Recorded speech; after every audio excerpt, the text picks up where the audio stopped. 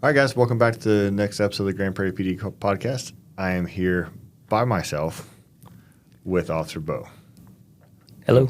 We're going to have fun, Yes, even sir. though my co-hosts routinely abandon me for police work things. Yeah. It's funny how police work works out. Yeah. It never needs to be done when it's lunchtime, but when it's not lunchtime, everybody's busy. Yeah.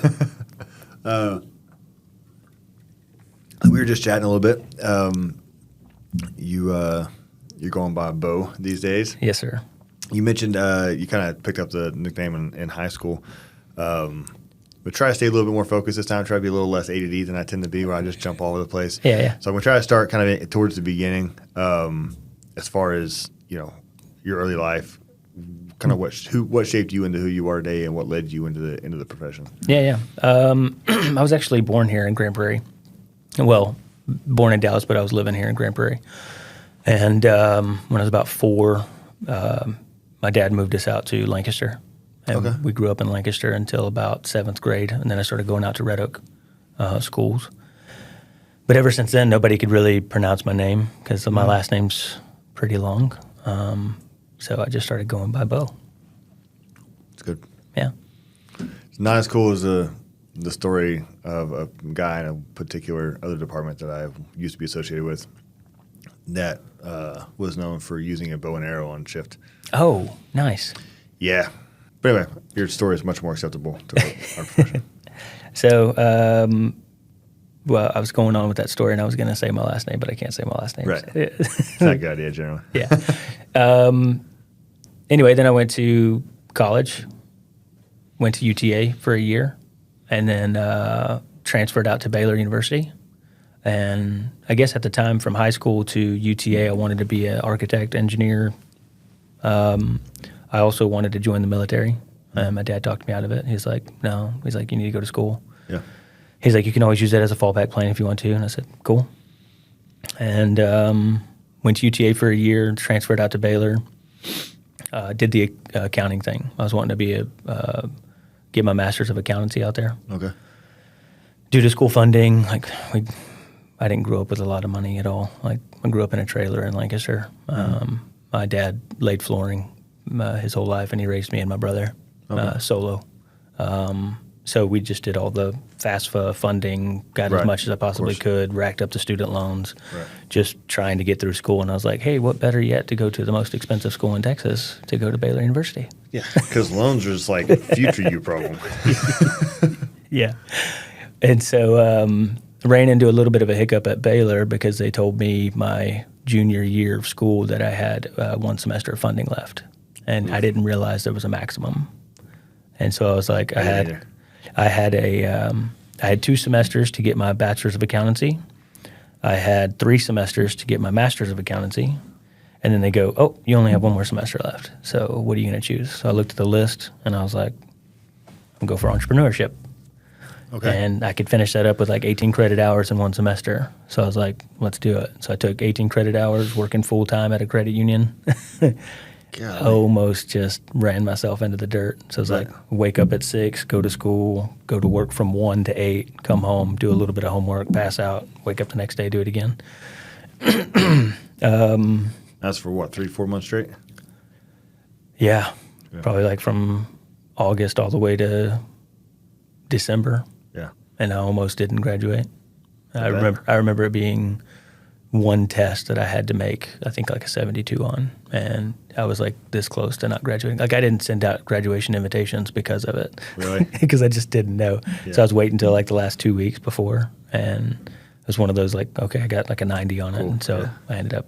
But it could have been bad. But now, how much was? I know you mentioned y'all didn't have a lot of money growing up. How much of that was a motivator for you? Because a lot of people going into, say, a semester, where it's like, hey, you have to take 18 hours in something that you didn't originally plan on getting a degree in. A lot of people are going to shrug it off and, I'll figure something else out. I'm not going to put myself through that ringer. Yeah. Was that kind of a pushing factor for you? I just remember my dad he always provided us with whatever we needed, but it wasn't above and beyond, right? Sure. So it was like, I remember having that thought growing up and going like, I want to have more. I want to be able to, provide more or whatnot. Right. And not saying that my dad did anything wrong, because he didn't. Like, he raised us right. He did the right thing. He worked his butt off trying to just raise 2 kids on his own. Is my hero. But the thing that just kind of drove me to go, hey, I want to be able to do more. And I think that internal drive just happens throughout growing up. And when I was like, okay, well, I got to do that. I got to go to college. And I think it was the mindset of all of us. It's like, if you don't go to college, you're going to die. Yeah. It was a kind of a weird way to, it seems like things are trending away from it now. But growing up, it was very much for my family, it's more like the military or college. But it was very much if you don't have a college degree, you're going to be on the side. You're going to be a nothing. Money. Yep. Yeah. Which now that I'm older, it's not true at all. Not at all. Kids are really heavily involved in sports, and we'll be around these parents that are like, driving these $80,000-$90,000 trucks or whatever, welding or electricians, and running their own businesses. High school degree, started their own business, just killing it. Yeah, it's amazing to see. Or contracting, like so much money in contracting. Yeah, it's really cool. Yeah, it's good to know we all have a fallback. Yeah. So actually, after I graduated from Baylor, my thought was, like 6 months before going, it's like I wanted to join the Air Force as an officer since I had the degree. Yeah. And I was like, oh, I can do that. Once again, my dad was like, no, don't do that.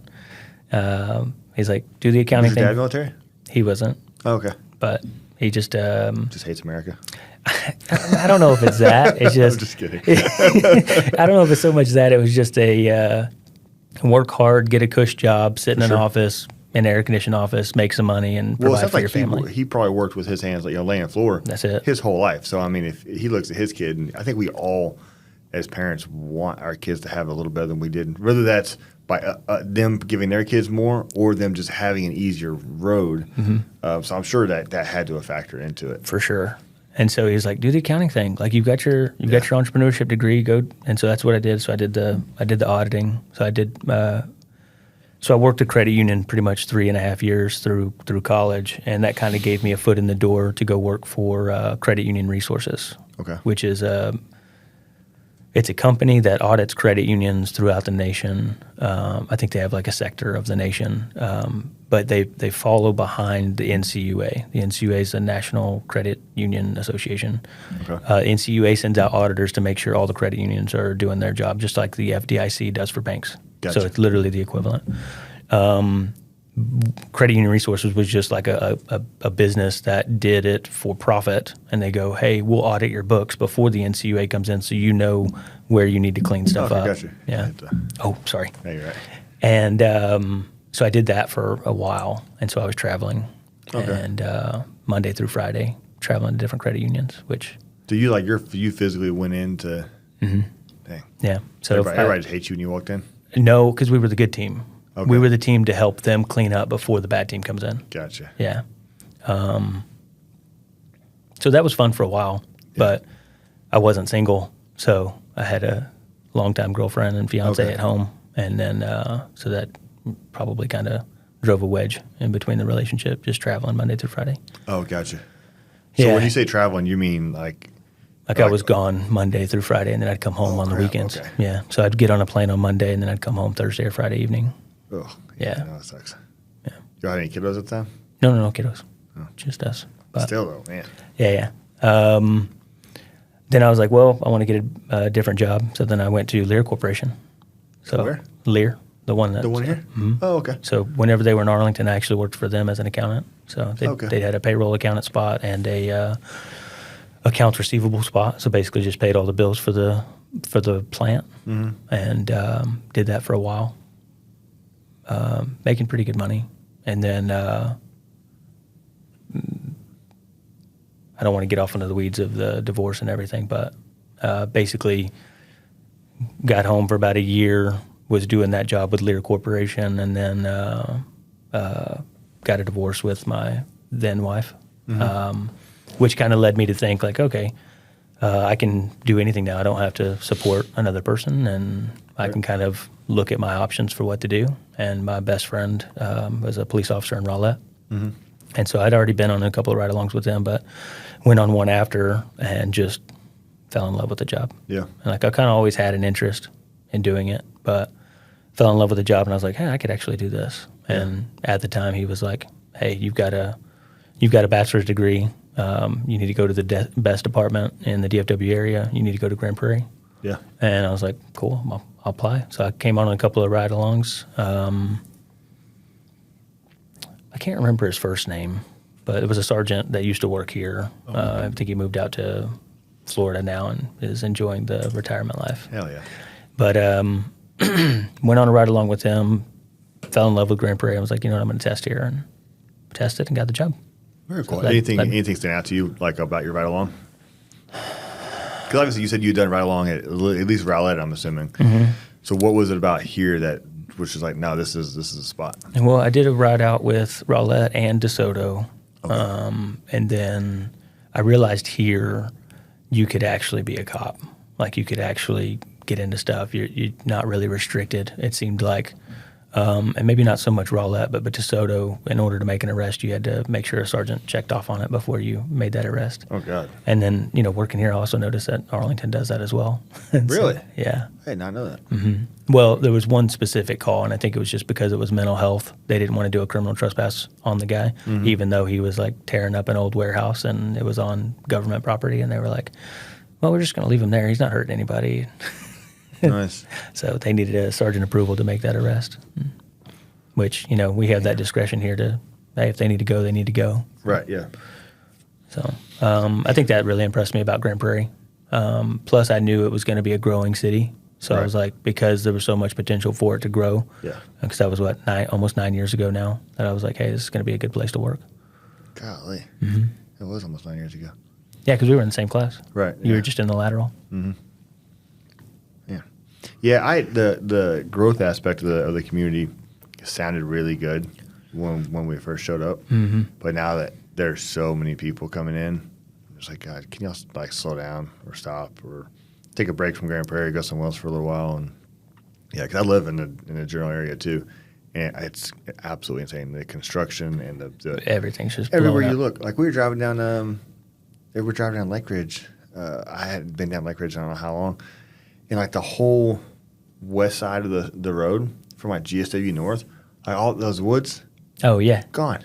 It's not there. I'm like, man, it kills me. Yeah. I get it. Like it's good. It's good for the city. It speaks highly of the prospects for everything moving forward. But it's like, man, I hate to see that. Yeah, they're tearing up all I'm of a that. sucker for nature because I grew up out in the middle of nowhere. So Yeah, I get that. yeah, I hate seeing those piles of trees. And it's like, there's townhomes and apartments or houses coming. Well, speaking of which, I actually grew up on 35 acres in Lancaster. So, like, every day we woke up. I didn't know there was 35 acres. In Yeah. It's like on the countryside of cool. Lancaster. Yeah.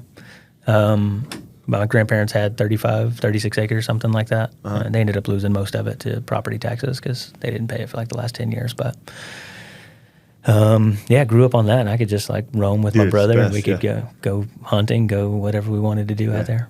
So it's That's fun. cool. Yeah. What was it like growing up in that type of environment versus obviously you work in a very different environment? I don't know. I guess I never really thought about it because as a kid, it was just like, hey, what can we get into now? And, we got into trouble here and there. And Right. kind of a funny story, I guess. But there was an old abandoned school bus behind the church that's right next to our house. And me and my buddies, we had busted one of the That's windows. so much country. Makes complete sense though. Yeah. I get it. There was that little bitty window at the bottom. Like we ended up breaking that out. I think we were shooting it with our BB guns or something like that. Yeah. And one of us had a pellet gun, and it finally made a crack. And then we ended up kicking it out. We're like, okay, cool. And we just went about our day thinking like that was It's an abandoned bus. it's a pain in the bus. Yeah. And then I remember the pastor coming out into the middle of this field. And he like waved us down as we were walking home, and he was like, "Hey, I just wanted to ask you guys, are you did y'all bust the windows out of that school bus?" And we're like, "No, sir, no, we didn't do that." And he's like, It's "Okay." amazing how fast when you're a kid it goes from we can't get in trouble with this to Yeah, like, "No, sir, we didn't do that." And he's like, "Okay, well, I'm gonna have police officers come out here. They're gonna do fingerprints and everything like that because there was Coke cans left behind and all sorts of stuff. So we're gonna get to the bottom of this." And I was like, okay, you just let us know. And I'm walking back with my brother, and I go, hey, John, what if somebody has the same fingerprints as me? And when I tell him that story now, he's like, I don't remember you ever asking me that, but it's like imprinted into my head. And so finally I broke down and I told my dad, I was like, no, it was me and my buddies. We busted out that, that one window. And he's like, well, you need to go tell him tomorrow. And so I went to the pastor the next day and I told him it was me and my buddies. And then he's like, all right, let's go take a look at it. And so we go back to the bus and all the windows have been broken out. Every single one of them on the back. I know how this looks. Not down the sides, but just that back door window, like all of it have been broken out. And I'm like, I didn't do all of that, sir. And he's like, okay, whatever. Right, yeah. You already admitted to doing it. So, but apparently some of the church kids had saw that we broke out the bottom one, so they're like, we're going to break out the rest. And a perfect example for the broken windows here. It is, yeah. So. That's funny. My dad ended up having to lay that whole church with carpet for free. Oh, that sucks. Yeah. Oh, what a I think it was the most notable times that I didn't get a whooping. It was one of those, hey, you're gonna help me move these pews. You're gonna help me do this. You're gonna help me do some work. He's like, you did the right thing and you told the truth the next day. But it's one of those notable times that I didn't actually get a spanking, which I think because I kind of broke down and was honest. He was trying to teach the right thing of like, hey, I don't want you to come back and not tell me the truth if. What a good guy though to then. I mean, that's a lot of work for. Yeah. It was a smaller church, but it was still moving all the pews and all of that. Yeah. Huh. So I think that was just something they had agreed upon, like, hey, don't. And I don't even know what the charge would be back then, but now it would just be criminal mischief for $100 maybe for a window. Yeah. So if my dad knew that now, he'd probably be like, I could have gotten away with $100 ticket. Exactly. That's what I'm thinking. Get community service, pick up a little bit of trash. Yeah. No. Do you have any other times growing up where you got in trouble that you can legally talk about? Yeah. So I was 14 or 15, and we'd drive four-wheelers all around like the 35 acres, but apparently that wasn't enough, so I had to drive it on the street. Nice. And I had a buddy who worked at the local golf course, and he needed to be dropped off, so I drove him to the golf course, the Lancaster golf course. Okay. And so I think he was 15, doing like cart. He'd wash off the carts or whatever. So I dropped him off at work, and I was coming back. Well, when I was coming back, I was like, I'll just go down this side street. It's no big deal. And sure enough, there was I think he was a county officer. Now, if I look back and think about it, because he was doing a civil standby on a home. And so I stopped at a stop sign, and he pointed at me, and he told me to pull over. And so me being a good kid, I pulled over, and he walked right up with like this super frustrated look, and he took the keys of my four-wheeler, and I was like, yes, sir, what's going on? He's like, you can't be operating this thing on the roadway. And I was like, I can go straight home, sir. I'll go right back home, and I've got, I can go park it. And he's like, nope, that's too late now. He wrote me 3 tickets. He wrote me a ticket for no operator's license, no insurance, and no registration. Operating a vehicle that didn't have registration or whatever it was. So it was 3 tickets, and he impounded my four-wheeler. Golly. Yeah, he threw me through the ringer on that one. And then he gave me a ride home in the back of the cop car, and he dropped me off, which my dad was at work. Right. And so my first thought was, I'm in a lot of trouble. I say, I had to run away from home now. Yeah, well, I grabbed the lawnmower because I knew how to mow yards. So I grabbed the lawnmower, grabbed a weed eater, and a tank of gas. And I started walking down the road. So we have this little neighborhood, like probably half mile from my house. So I walked down the neighborhood just asking every single neighbor if I could mow their yard for like $20 or $30. And I ended up making $180 that day. Hell yeah. And I told my dad, I was like, hey, Dad, I got a ticket and the four-wheeler's impounded, but I made $185 today. Does this make this any better? So I think he realized once again that I knew I did wrong, and he was like, "Okay, we'll take care of it." And yeah, because that's a heck of an initiative. I mean, my first thought was we can go to Mexico or something. Yeah, run away. Right. Like no, I gotta make some money to pay this off. So I think my ticket was actually like $280. All 3 of them or a piece? All 3 of them, I think, together back then. We can put a pretty good chunk of that out then. And then I don't know how we got the 4-wheeler out. He ended up doing that. Didn't tell me about it. So, yeah. Oh, man. God, I hope my kids don't do that. You're right. Well, I mean, it's just such a different age now, though. Like, me and my group of friends growing up, we would, like, skate and skateboard and bike all over the city, like all over Lancaster. We'd be probably 5 or 10 miles away from the home. Oh, wow. Like, on the weekends, just doing whatever we wanted to do. And as long as we didn't get in trouble by the cops or anything like that. I mean, anything was fair game, but you can't really have your kids do that now. Yeah. I don't think so, anyway. And to be fair, like, you weren't very good at that. Yeah, true. Yeah, because I'd always get in trouble and be brought back home anyway. Man, so like that, I know it probably seems like not a very big deal to some people, but an interaction like that where you're not breaking into stuff. You're not even compared to the school bus thing. You're not being destructive. You're doing something that, to be fair, you shouldn't be doing. Right. But your overall motivation, you're getting everybody to work. Right. Not probably the most positive interaction with law enforcement off that, and what I've seen you on the street, what I've seen of you on the street, not the way you would approach the situation. That's correct. Did that kind of influence you, or does that interaction or interactions like it shape the way you approach your job? Yes, because I've seen a couple of times where kids will be riding their motorcycles on the street, and over there off of like Avenue B, Avenue C, they're kind of like tucked off away. Yeah. But they still have these larger fields that they can get to, so they think that they can take off from their house, ride down the road, right, whatnot. But essentially, the way I think that cop should have handled it back then was he should have said, "All right, you got to push it home." Yeah. And that's what I made this one kid do a couple of times. Yeah. It's like, all right, push it home. Yeah. He got really tired, but He remembers it. Yeah, for sure. Yeah.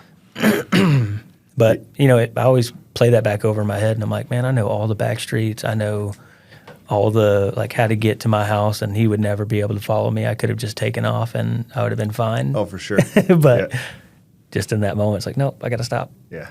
But that's good, because there's so many other people out there that have the opposite reaction, where they'll run from you, they'll commit a felony, and then they'll, like, 10 minutes into a chase, and they're like, oh, they're still back there, and they'll pull over and give up, and it's like, what are you doing? Oh, I don't know, I got scared. It was my first reaction. Like, bad first reaction. Yeah. Don't do that again. You're going to jail.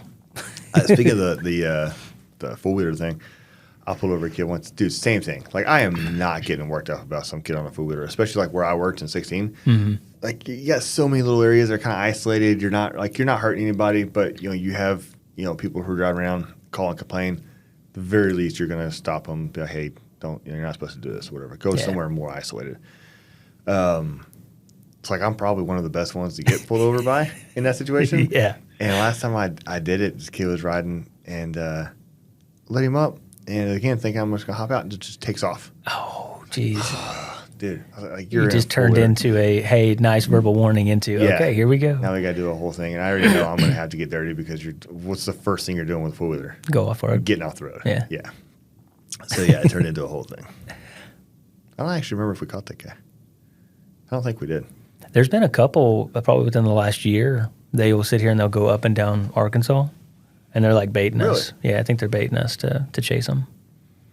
That seems stupid. Yeah, like one on a 4-wheeler and then one on a dirt bike. I don't know if it's been here recent, but because where are you going to go? They end up taking off towards Arlington, I think. Oh, that's funny. I had a question. Oh, well, so do you have any other interactions with law enforcement growing up? Maybe a positive one. Let's see.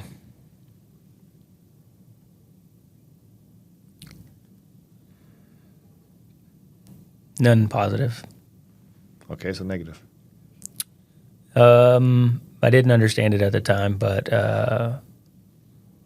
my mom had like 2 or 3 DWIs. Okay. And I didn't grow up with my mom. Like, she would come and pick us up every now and then, and we'd see her probably once every 6 months or so. But if you don't mind me asking, was that kind of a contributing factor of the DWI-related issues? Of what? The bad? Like, as far as like you growing up separate from her? I think so. So my dad separated her from whenever I was like 3 or 4. Oh, okay. And there's a whole story that I'll let my dad tell if he ever wants to tell it. But they split up, and then he kind of said, "Well, I'm keeping the boy," and so I was, at the time, I was his only son. Gotcha. And that's a funny story too. But at some point, I think maybe 6 months after they separated, he called my mom and he was like, "Hey, I want Clint to grow up with somebody." So he took on my brother John, and so he raised my brother John and me, even though John wasn't his kid. Oh, wow. Mm-hmm. Your dad's like a really good dude. Yeah, he's awesome. Yeah, that's awesome. But the negative in law enforcement at that point was when I was 14, my sister died in a car crash. She was 19. She grew up with my mom, so like they pretty much had free reign to do whatever they wanted to do. Mm-hmm. And she was dating the wrong guy at the time. I think he was a drug dealer up in Aubrey, Texas, and she's coming home and ended up getting in a car wreck. But my mom was out of state at that point. She had she had skipped bail or something, and went to Florida, I think. And then when my sister passed, she came back for the funeral. I think it was like 30 minutes after the funeral, the cops just swarmed the car that me and my mom and my dad were in, and they knew exactly where she was going to be, and so we pulled into my driveway. They pulled her out of the car. I guess it was nice of them to let her go to the funeral, but I wonder what Jesus. Yeah. So I don't know what all the charges were, right. But at the time I just knew, hey, she's got DWIs, and yeah, ever since then she's got out of jail, went back to jail, got out of jail, went back to jail. Now she's currently in jail. So, not much positive law enforcement experience growing up, but I think it was really after the fact, and still having a respect for the law of the land. And that's what I was going to ask, because you get kids who grow up and they see the parents go to jail. Doesn't take very many interactions like the one you had on the four-wheeler, where granted it's not rising to the level of like an abuse or anything like that, but it's still very punitively heavy-handed, and doesn't take too many of those things stacking up. And there's a lot of people in this world who that leads them to have a negative. It would go against law enforcement. Yeah, more go against. At the very least, if not follow in footsteps, at the very least, probably not seek to become a cop. Yeah. What do you think led to that, or kind of shaped that desire, even after those experiences growing up? I think I kind of always, and hope my mom never hears this, but I still love my mom. She's a great person. I think she just always gets, she's super, super nice. I think she gets run over a lot by the people she hangs out with, and she always hangs out with the wrong people. Gotcha. But I always kind of looked at her as an example of what not to do. Right. And I never really saw police as the bad thing. So it was like, I can see she's doing bad, and I know why it's bad. She's hanging out with the wrong people, because I had such a good example of my dad. Right. And him always doing the right thing and always working hard and always providing for us. So I saw, oh, well, you have a dad that works hard, that provides for you, that doesn't go to jail. Mm-hmm. And you have a person who does, or does the wrong thing and does go to jail. So I was like, I want to be this guy, not this guy. Right. Kind of lets you know that just there's more than one option, mm-hmm. which is probably where a lot of people get in trouble when both parents are the ones. It's just like, okay, there's just this overarching, negative influence of law enforcement. They're always taking my parents away, or they're always doing this. Yeah, and I can see that. Which I think is why, as law enforcement, whenever there's a kid in the car, we hardly ever make an arrest unless we just absolutely have to. Right. Yeah. Do you think that those experiences have kind of affected your decision making? Because obviously, like when we do our job, we know the way we approach a call. Generally, we kind of do what we think is right on the call, but then we'll cover other officers where they're the primary, and you see the way they do things. And it's not uncommon for it to be different than how we would approach it. Not always bad. Sometimes we pick up on good things from other guys and girls. But have you seen where you had noticed other approaches taken where you're like, I wouldn't do that, and you've been able to kind of attribute it to the way you grew up? I think so, mainly as a primary officer. I kind of, and I've always been this way, and I don't know if it's necessarily the right way, but if I have a more experienced officer that's doing something, I always kind of look back and take a step and go, hey, is this something that I need to be doing it that way, and trying to learn from it. But yeah, there's been plenty of things that have kind of popped up, and it might just be like in the everyday disturbance, right? It's like the kids see their parents are fighting, and we show up and we start ordering their parents around, because obviously we have to separate it, we have to de-escalate, and we have to make sure everything's peaceful. But if they see us interacting with their parents disrespectfully or something like that, then it could look as like, oh, these cops are bad people. But if we do what we need to do, and then we're super respectful and we're super professional, and we go and try to make a relationship with that kid, like, hey, fist bump or whatever it may be, or go and talk to them for a couple of seconds, I think that would make the world of change if police officers like took the time to do that. Yeah. So, and I have done that multiple times. Right. Because it's just like I know from their end, like what it looks like when police officers are pointing guns at the window and taking your mom out of the car. Right. That's a good perspective. What do you do now for the department? I'm working in the crisis support unit. Okay. What is that? So we have a team of 3 officers and 4 clinicians. Okay. I'm paired up with a clinician or a social worker that we go throughout the city. So whenever patrol goes out and they handle a call that might have some mental health aspect to it, we'll clear that call MH. Okay. So that's what patrol's been pushed out. If it's a group home or something like that, they'll clear it GH for a group home. Okay. If it's a report and they have to do like an emergency detention or an APAL, they'll clear it with a report, obviously MHR or GHR, depending on if it was a group home or not. That's a whole new system, because that wasn't there when I was in patrol. So that's a whole new thing they pushed out then. Yeah, I think it's probably within the last couple of years it's been really pushed out to start clearing these calls, so that way we can get a proactive approach to taking care of these people.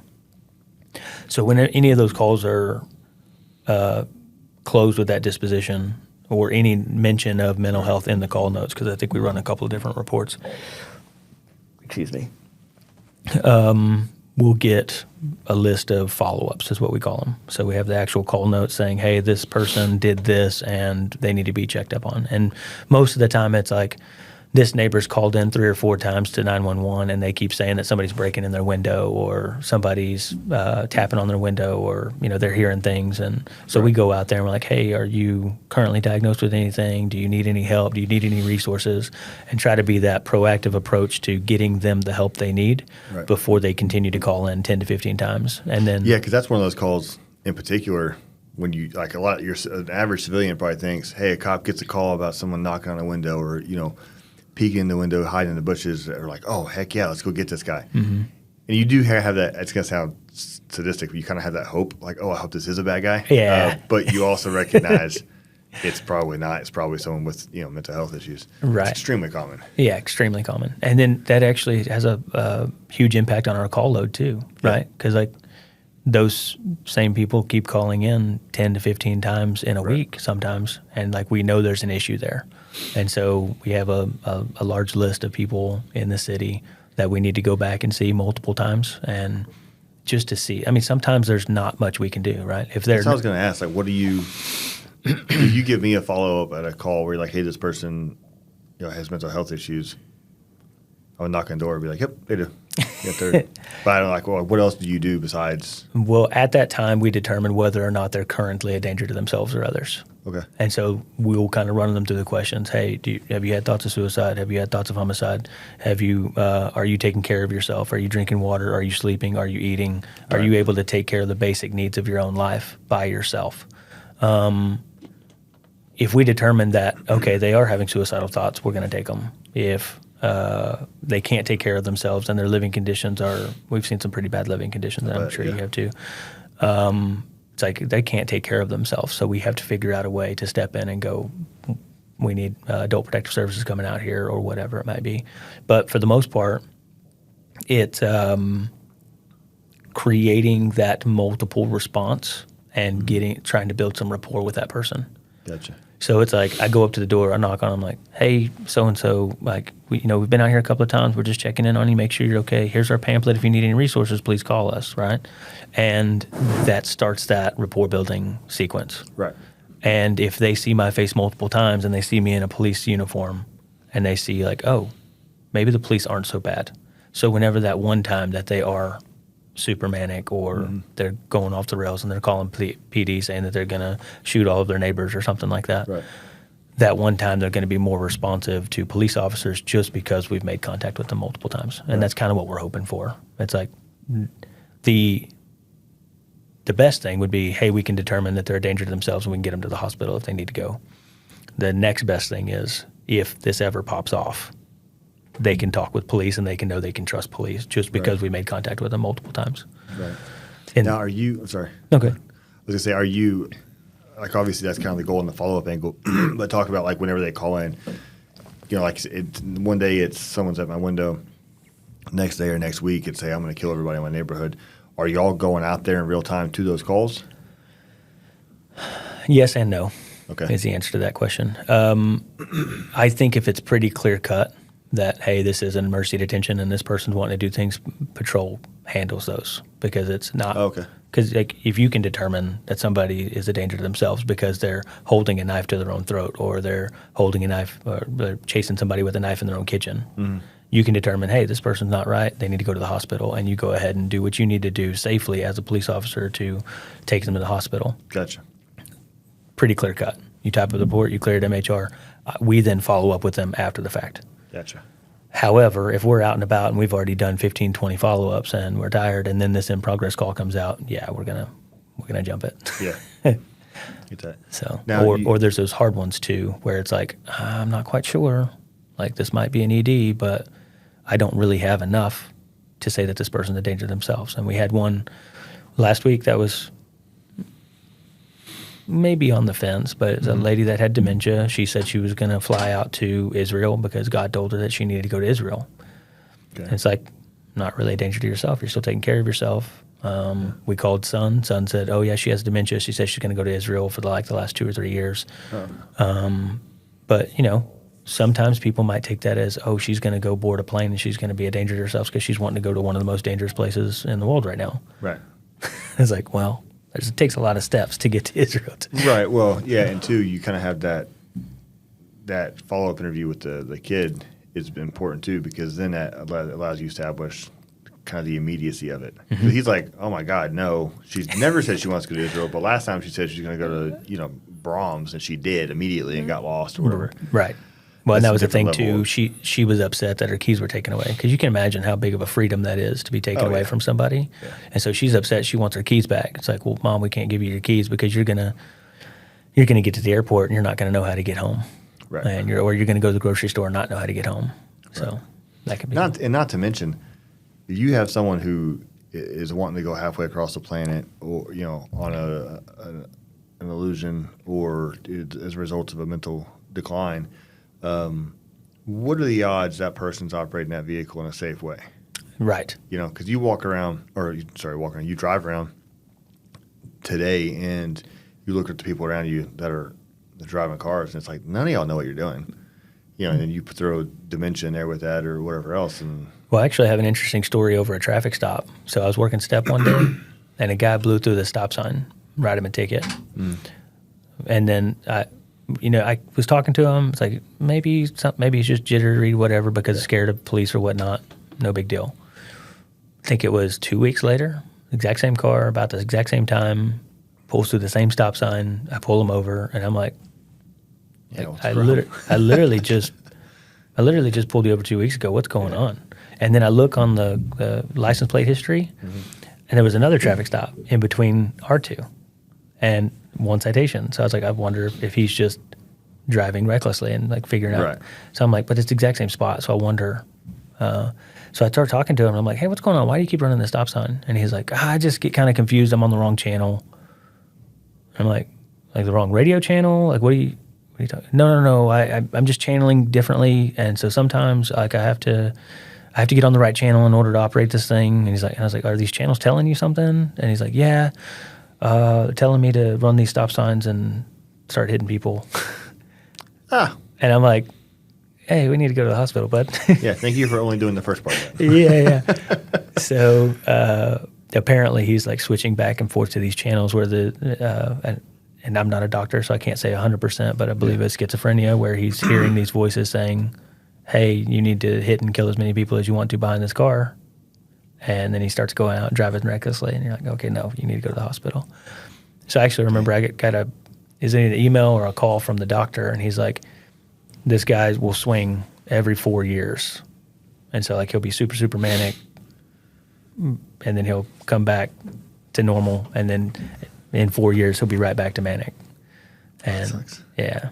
So, and I don't know if it's like you just have to do a change of the medication or whatnot, but he was just very appreciative that on a traffic stop I ended up taking this guy to the hospital instead of taking him to jail. Yeah, because I would, I don't have that nuance that I probably should have. It's like, wait a minute, you're trying to kill people? Okay. What's your problem? Although honestly, if I'm working steps, it's a pretty good chance you go, I'm just switching channels. Like, can you turn it to a different one? Yeah. Here's your ticket. Turn it down.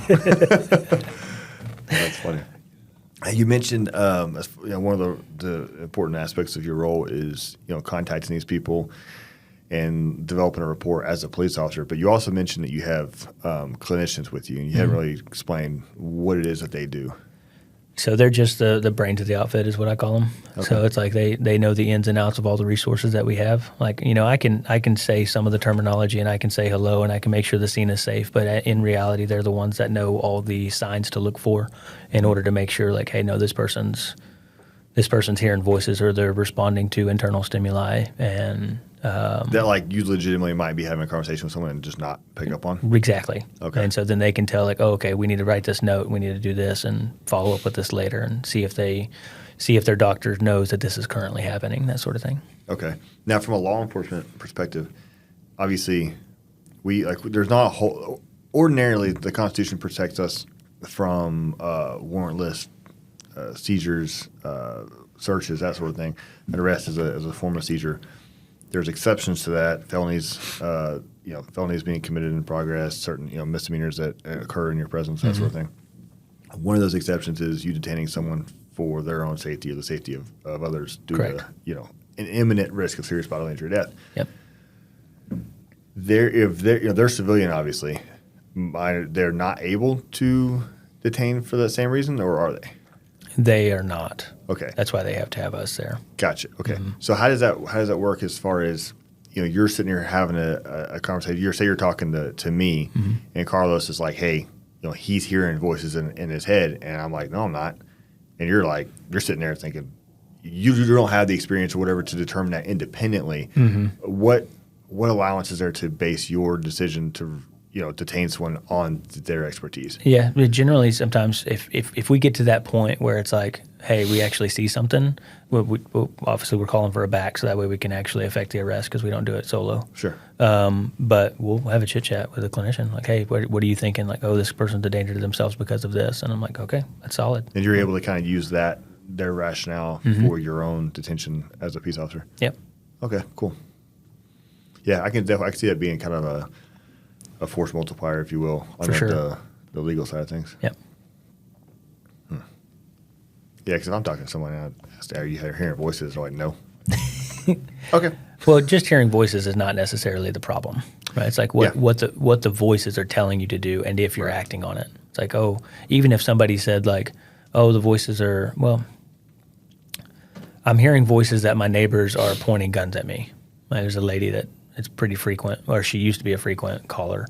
She thinks that all of her neighbors are dealing drugs and that they're all pointing guns at her. And anytime she gets out of the house, she feels like she can't go out of her house to get groceries or whatnot. And her whole apartment is bugged, so she thinks they're all listening to her. Right.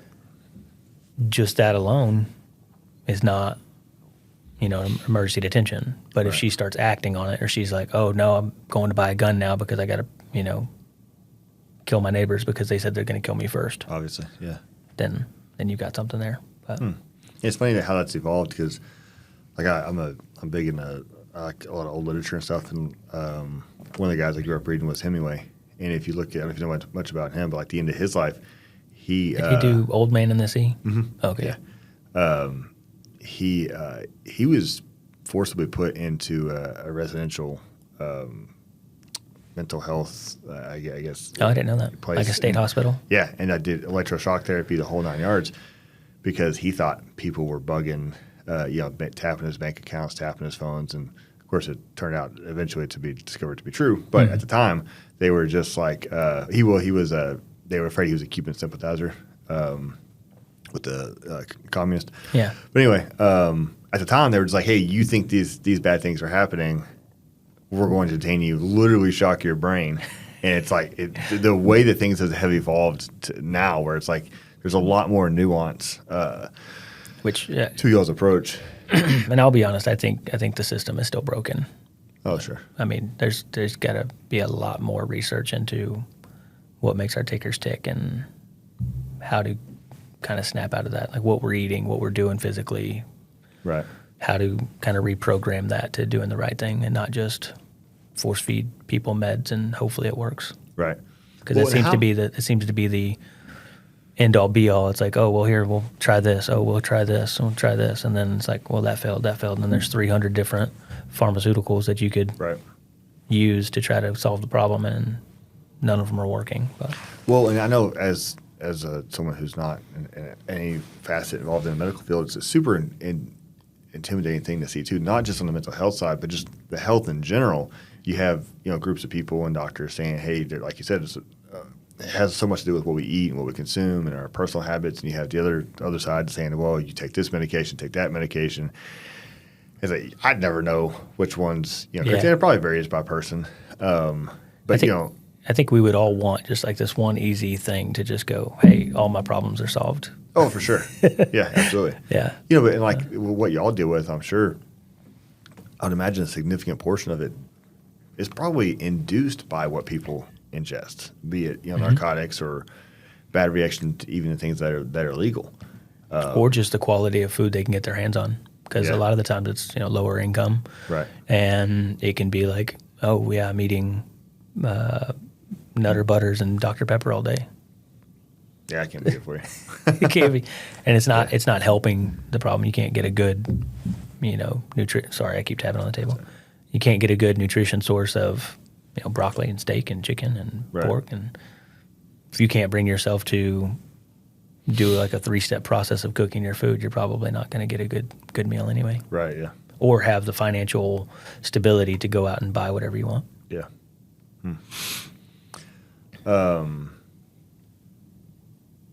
But I think there's going to be a lot of research into that.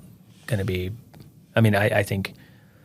think there's already a lot, but I think it's going to be exponentially growing as far as what we need to do physically, how we need to challenge ourselves in order to come out of.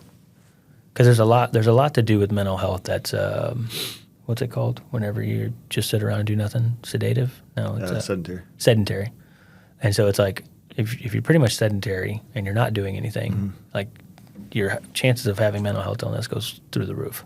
Yeah, I was. It wasn't. I don't remember what it was. What I was reading, but they were talking about the connection between people who deal with depression, and it kind of causes and it wasn't saying that they're basically because you don't exercise you're depressed, but it's like it causes like a cycle where it's like, hey, I don't feel good, I'm depressed, so then I'm not active, but then by not being active, I'm exacerbating the symptoms of my depression and so on and so forth. Yep. Something simple like just making yourself get up and do something active. Just walk.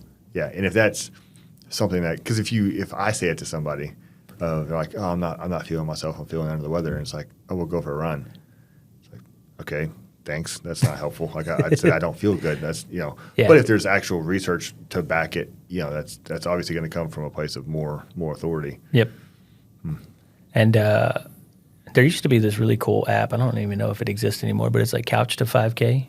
Because I think a lot of people when they're like, oh, I'm going to cold turkey, I'm going to set this goal, I'm going to start running a mile every single day. That's me. And then they burn out. That lasts 3 days. Yeah. And then it's like, well, if you just did this Couch to 5K thing, It literally tells you just set, put 15 minutes on the clock, and it'll tell you when to walk, when to jog, when to walk, when to jog, and then every single day, it links in the time that you're jogging and it links in the time that you're walking. So it's pretty cool. Huh. So that way you can get up to running a 5K, and then they have another one that gets you all the way up to running a marathon. Right. I just don't know if that app still exists or not.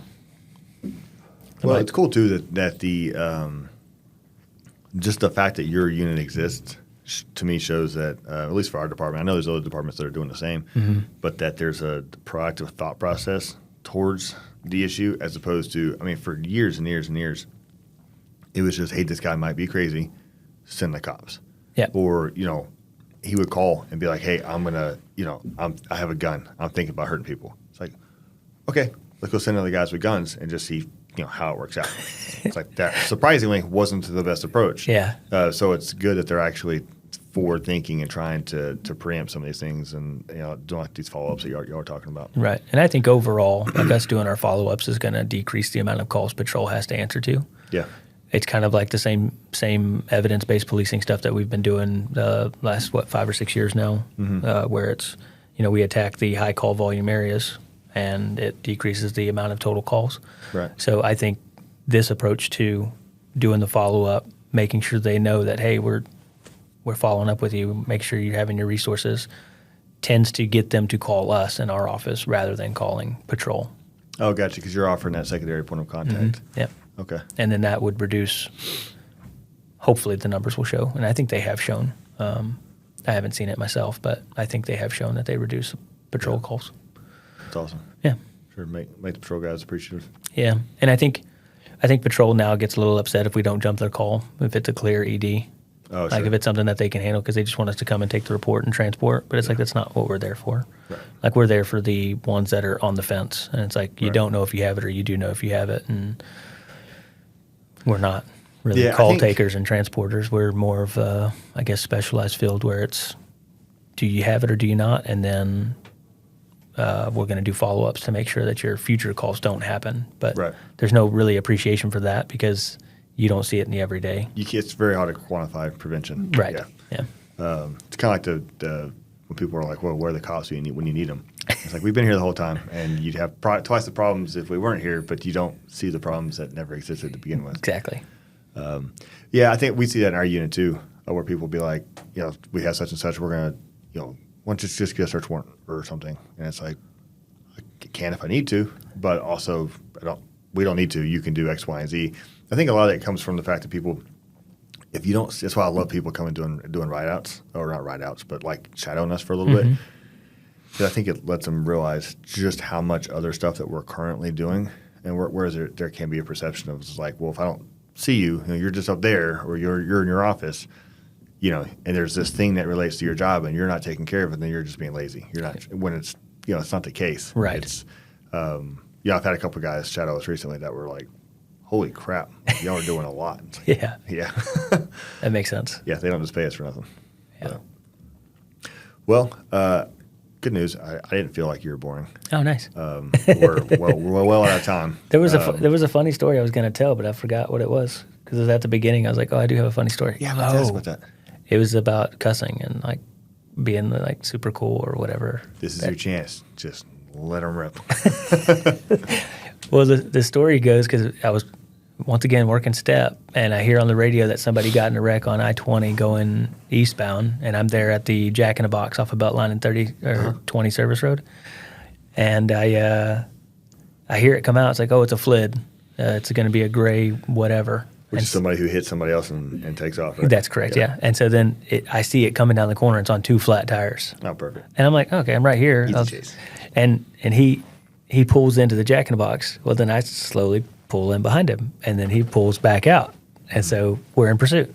Right. So we get into the pursuit. We go down Beltline. We get into those neighborhoods in Dallas, just on the east side of Beltline, or 1382. Yeah. So we get down into that neighborhood, and we've got cavalry coming, and finally he bails from the car because obviously it's just like limping along. Yeah. So he bails, and I'm chasing him, and we go over like 2 fences, and he gains a little ground on me because he's like going in between houses, and we have to kind of pie that out instead of just like blindly running across. Well, I had my gun drawn, and he's trying to get over this 3rd fence. And I'm like, in my head, I'm like, this is my moment to say something really cool on my body cam. And I'm going to be like, get the F down. And, you know, do something really cool, right? Like, this is my cop moment. And I go, don't jump over that fence. I'll shoot you, I swear. And it was so lame. I'm like, why did I say that? But he got down, so it worked. Oh, yeah. That's cool. Yeah. I always say, threaten to do crazy stuff, and then you don't have to do it. Yeah. Well, and that's, sometimes your sergeant will sit you down, but like, you know you couldn't have shot him, right? yeah. Make sure we're on the same page. Yeah. But it was just one of those like, it's gonna sound so cool, but it didn't. That's the first time you get to read somebody their rights, and you just like stutter and stammer and forget half of it. You know, let me start over. And it's funny. Honestly, I don't think I've ever done that. I haven't read anybody their rights. Yeah. Because on patrol, we don't. Yeah. Yeah. So. Yeah. We have it if we have it. If we don't, we don't. Yeah. That's when it's our job. So. Well, I sure appreciate it, man. Yeah. Thank you. I hope it wasn't too painful. And no, it's good. Fun.